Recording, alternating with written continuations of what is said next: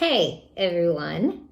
I just had some thoughts this morning. And okay, first, can I show you my favorite mug? This is my favorite mug.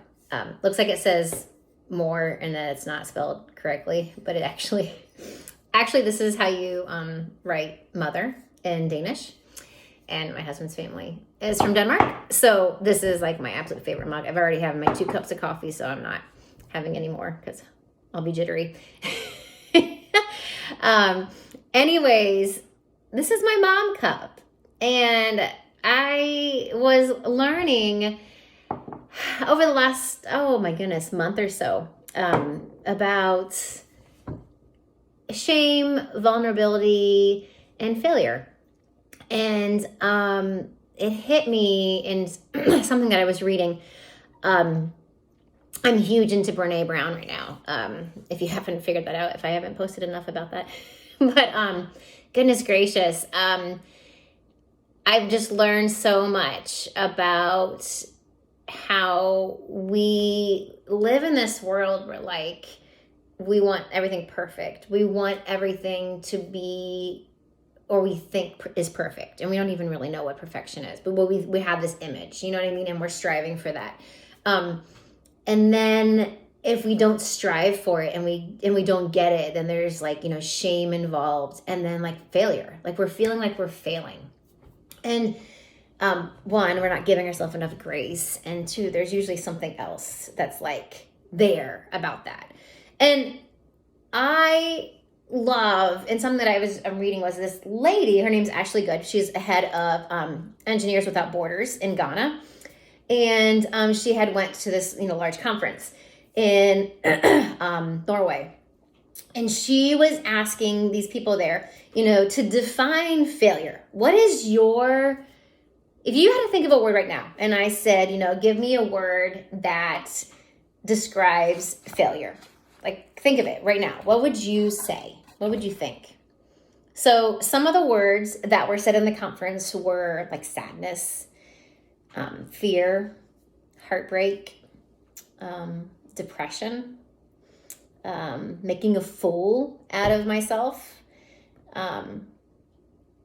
panic, shame, things like that, which I think we can all, that makes sense, right?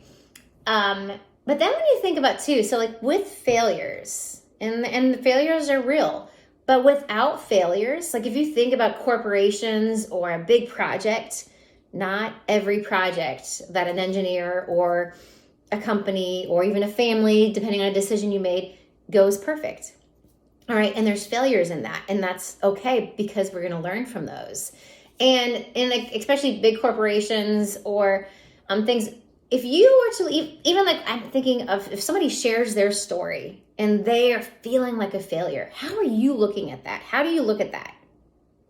And when people look at that and they think of the story of someone, a project went down, they're like, yeah, but they were brave to do that. That's your guts. They were being vulnerable, they're helping other people. I mean, that's courageous.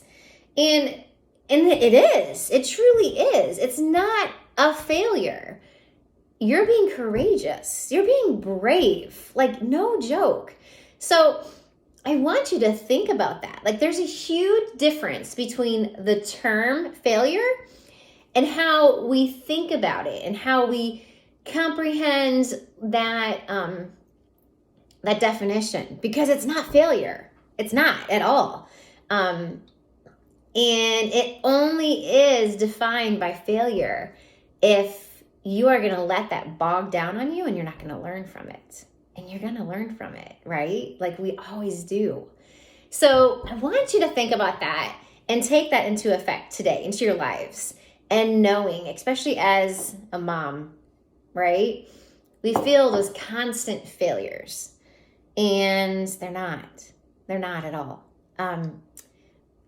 They don't let that define you because you're being courageous and you are learning from those. And that's huge. That's amazing to know that yeah, don't let that shame like tear you down, because it's not gonna, sister.